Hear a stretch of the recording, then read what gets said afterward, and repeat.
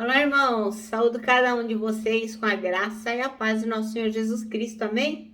O meu nome é Mira Anita e hoje nós vamos ler um texto da irmã Erika Petersen Andrews. Ela é formada em jornalismo e em missões. Ela também é tradutora de estudos bíblicos para o Ministério Growth Bible Study. Ela mora em Melbourne, Massachusetts, Estados Unidos. O texto que ela escreveu chama-se Não Deixe para Amanhã e foi escrito para o Manancial, que é uma publicação de meditações diárias da União Feminina Missionária Batista do Brasil. Como eu sempre gosto de deixar claro, eu não escrevi o texto, então eu vou ler com os irmãos e contar aquilo que eu entendi, tá bom? Então, isto dito, podemos iniciar orando. Senhor Jesus, que tu possas abençoar esse nosso devocional, que possamos aprender sobre ti e sobre as prioridades que devemos ter. Obrigada, Pai, por tudo. Perdoa-nos, fica conosco, em teu nome. Amém. Meus irmãos, o nosso texto bíblico está em Mateus, capítulo 8, versículos 18 a 22. Ele vai falar sobre algumas pessoas que queriam seguir a Jesus. Jesus viu a multidão em volta dele e mandou os discípulos irem para o lado leste do lago. Um mestre da lei chegou perto dele e disse: Mestre, estou pronto a seguir o Senhor por qualquer lugar onde o Senhor for. E Jesus respondeu: As raposas têm as suas covas e os pássaros os seus ninhos, mas o Filho do Homem não tem onde descansar. E outro, que era seguidor de Jesus, disse: Senhor, primeiro deixe que eu volte e sepulte meu pai. E Jesus respondeu: Venha comigo e deixe que os mortos sepultem os seus mortos. Amém? Meus irmãos, o texto, o versículo escolhido foi o 22, que diz: Mas Jesus lhe disse: Siga-me e deixe que os mortos sepultem os seus próprios mortos. Bem, a irmã Erika Andrews começa dizendo que quando ela era criança, ela perguntou para uma adolescente se ela já era cristã. E a resposta da adolescente foi a seguinte: não quero seguir a Jesus agora não quero ser crente agora, só quando eu ficar mais velha, porque eu primeiro quero aproveitar a minha vida. E no Evangelho de Mateus a gente lê o quê? Um episódio mais ou menos parecido com esse, né? Quando um homem, ao ser chamado por Jesus, apresentou-lhe uma desculpa para não segui-lo imediatamente. Jesus estava viajando para Jerusalém quando encontrou e chamou aquele pretenso discípulo. Sua resposta ao mestre foi um pedido razoável, que era o quê? Enterrar o pai. Entretanto, a questão foi que, mesmo tendo a intenção de um dia seguir Jesus, sua primeira resposta ao chamado de Cristo foi não, né? Porque revelou que seu coração estava mais preocupado com as coisas do mundo, as questões da vida dele, do que obedecer a Jesus. Então a Bíblia faz o quê? Ela nos exorta, nos ensina, nos admoesta a honrar e amar os nossos pais, e a cuidar deles até que possamos. Mas acima de tudo, a Bíblia nos diz que quem deve ocupar o primeiro lugar em nossa vida é Jesus Cristo, como está lá em Mateus 10, versículos 37 e 38. Diz assim, quem ama o seu pai ou sua mãe mais do que a mim, não é digno de mim. E quem ama o seu filho ou sua filha mais do que a mim, não é digno de mim. E quem não toma a sua cruz e não me segue, não é digno de mim. Então, assim, a primeira coisa que a gente tem que observar atentamente é que Jesus está colocando à prova algumas pessoas que queriam segui-lo, né? Jesus, ele nunca foi de enganar as pessoas, tipo, olha, vai ser fácil, você não vai ter problema, vai ser tudo maravilhoso. Não, ele não prometeu moleza para ninguém. Ele nunca omitiu de ninguém que o papel do cristão era um comprometimento muito acirrado, muito firme, muito de muita dedicação. Então, por causa disso, ele chegou a dizer para esse escriba: as raposas têm lá seus covis, as aves do céu, elas têm os ninhos dela, mas o Filho do Homem, eu, Jesus Cristo, eu não tenho sequer, onde reclinar a minha cabeça, onde descansar. E a esse último, Jesus disse para ele segui-lo. Mas o homem respondeu que queria primeiro sepultar o seu pai. Logicamente que o que o discípulo estava pedindo, ele queria uma autorização de Jesus Cristo para cuidar do seu pai até que ele morresse. Porque naquela época, cuidar dos familiares mais velhos era algo muito forte na cultura hebraica. Os judeus cuidavam dos seus entes até que eles falecessem, eles não ficavam jogados, eles respeitavam o idoso. Então, esse rapaz não estava exigindo nada demais, né? Ele estava falando para Jesus uma coisa que era óbvio, cuidar dos pais até eles morrerem. Mas Jesus respondeu de um jeito que ele não esperava. Ele recebeu uma resposta que ele nunca ia sonhar que o mestre daria, que é: deixe os mortos sepultar os próprios mortos. Como está lá em Lucas 9,60, diz assim, acrescenta inclusive que tu, porém, vai e prega o reino de Deus. Lucas 9, versículo 60.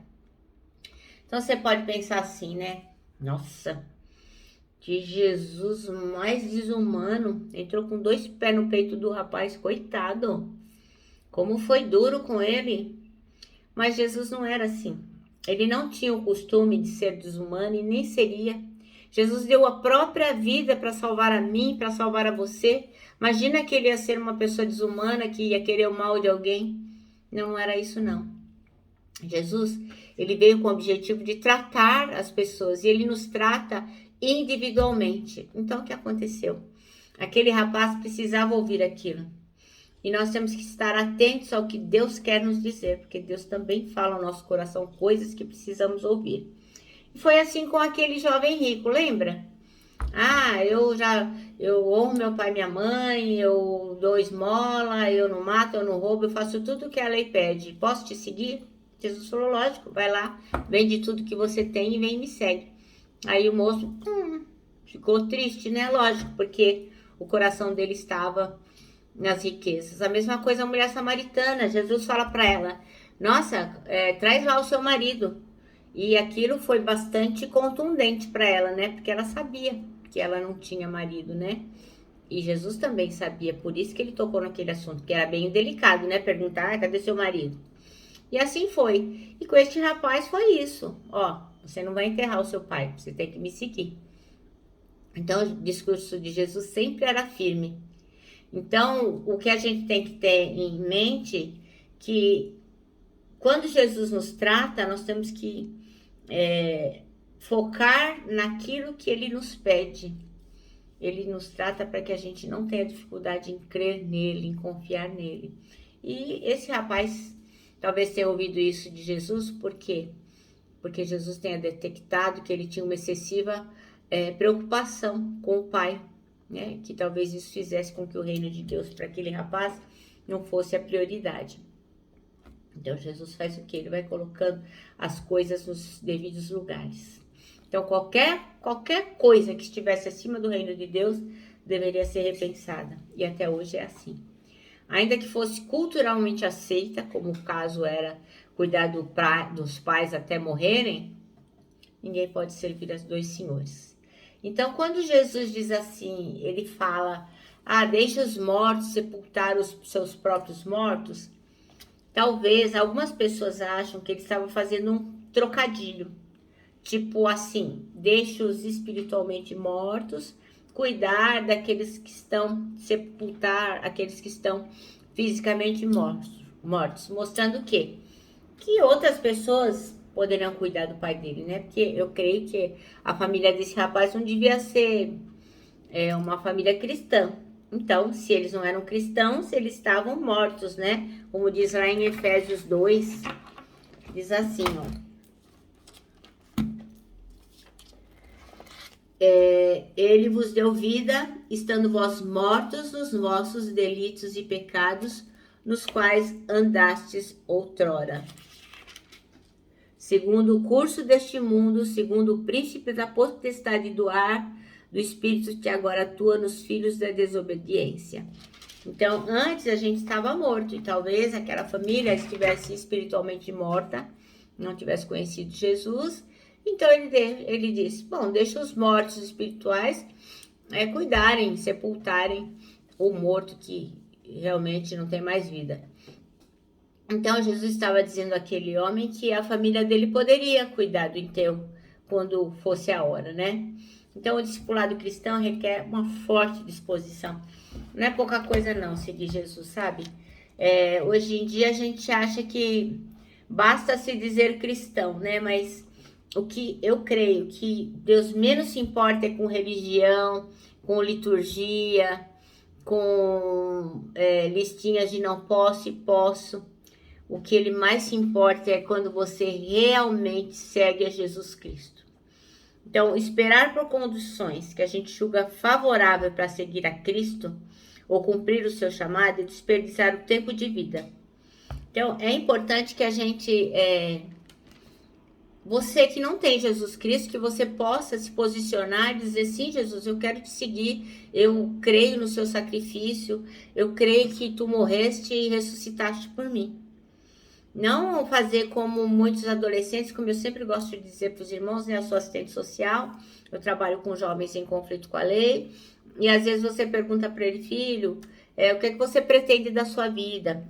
Aí eles dizem assim, eu vou continuar roubando até os 18 anos. Com 18 anos eu paro. Como se eles soubessem se eles vão sobreviver até os 18 anos, o que vai acontecer até lá. A mesma coisa fazemos nós, né? Deixamos Jesus Cristo para amanhã. Amanhã eu vou seguir a Jesus, porque eu ainda quero viver muitas coisas na vida. Ou você que já aceitou Jesus Cristo fala assim, eu não tenho tempo de ler a Bíblia, eu não tenho tempo de orar, eu não tenho tempo de fazer boas obras, eu não tenho tempo para nada, porque eu trabalho muito. Mas quando eu me aposentar, aí sim eu vou me dedicar ao Senhor. Não, o nosso texto aqui diz que a gente não pode deixar para amanhã, né? Até porque nossos dias nessa terra são passageiros e a gente não sabe o que acontecerá amanhã. Veja lá em Tiago 4,14. Diz assim, vós não sabeis o que sucederá amanhã, que é a vossa vida? Sois apenas como neblina que aparece por instante e logo se dissipa. Então nós temos que estar atentos a isso. Amanhã pode ser tarde demais. Amém? Bom, o nosso manancial termina assim, o que você está esperando para seguir a Cristo ou para realizar a sua obra? É uma resposta que só você tem. Mas você deve refletir nisso, viu, irmão? Porque o tempo urge e os dias são maus. Amém? Então, eu me despeço aqui com o meu abraço fraternal, com o meu abraço diário de ursa. Lembrando que em 2021, ninguém solta a mão de ninguém. E lógico, né? A nossa palavra de ordem que é saudades.